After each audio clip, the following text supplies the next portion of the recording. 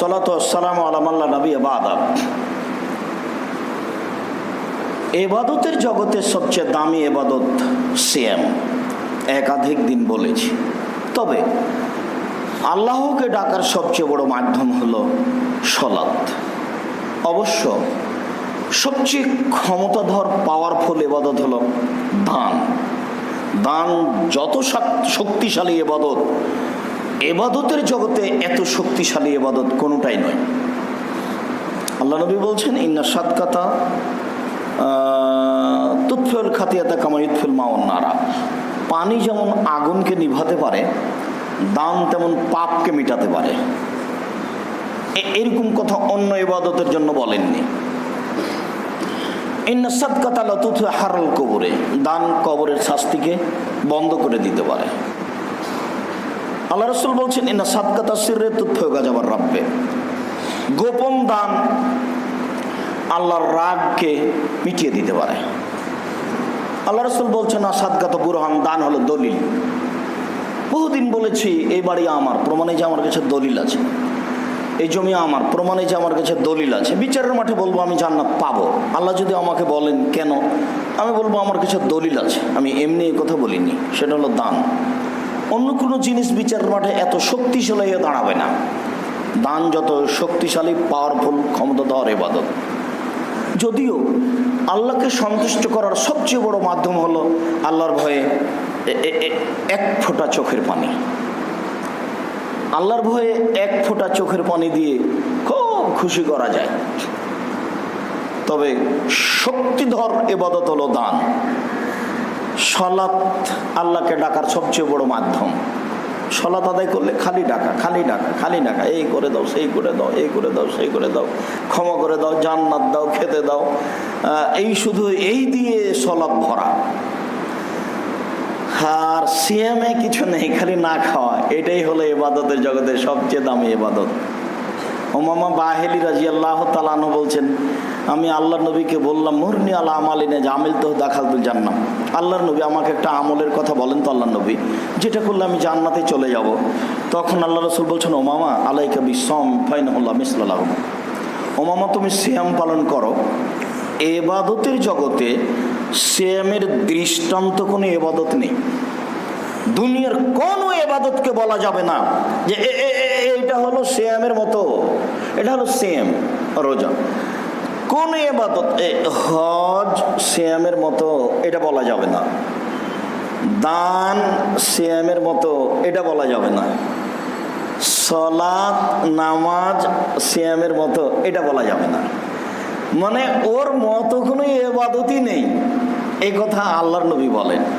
তিনি বলেন, উমামা আলাইকা বিসসাম ফাইনাল্লাহ ইদলালাহু।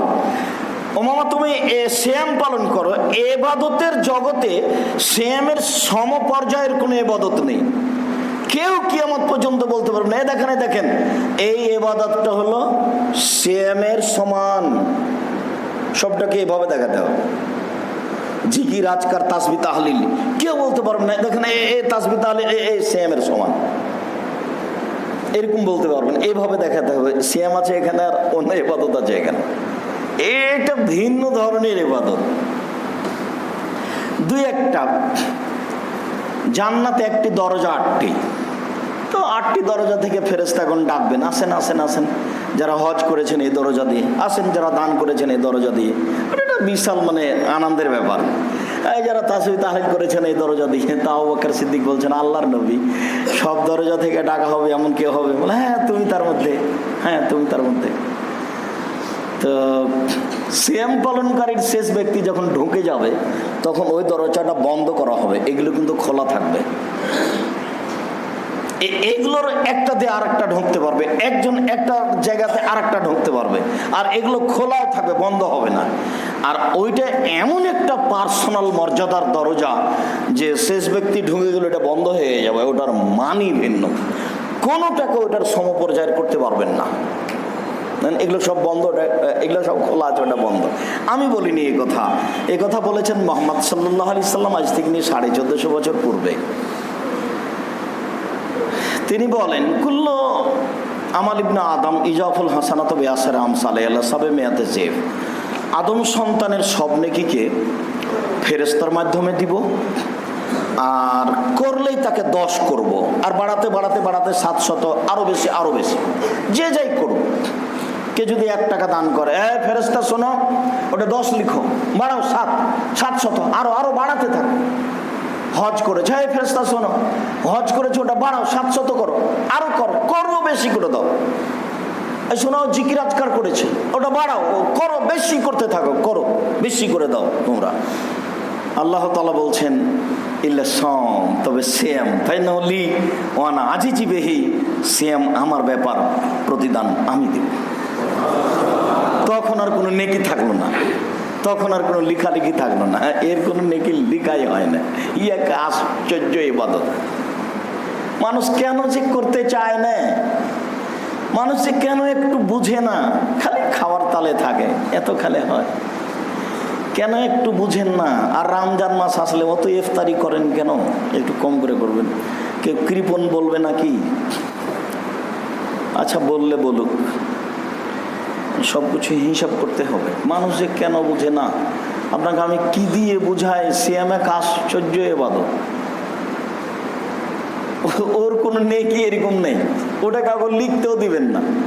তো ওটা তাহলে আর সমান হলো, তার সমান আর কোনো ইবাদত হয়? আল্লাহ বলছেন ওটা আমার ব্যাপার, ওটা আমার ব্যাপার, ওটা আমি দিব। কি দিবেন? জান্নাত দিবেন। ওর কোনো 2, 4, 5 নেকি নেই, 2, 4, 5, 10, 50 কোনো নেকি নেই, এরকম কোনো হিসাব নেই। আল্লাহ রাসূল কখনো বলেননি যে সিয়ামের 2, 4, 5, 10 নেকি আছে, সেটা আমি দিব, নেকিটা আমি দিব, বা কাউকে লিখতে বলবে, এই কথা বলেননি।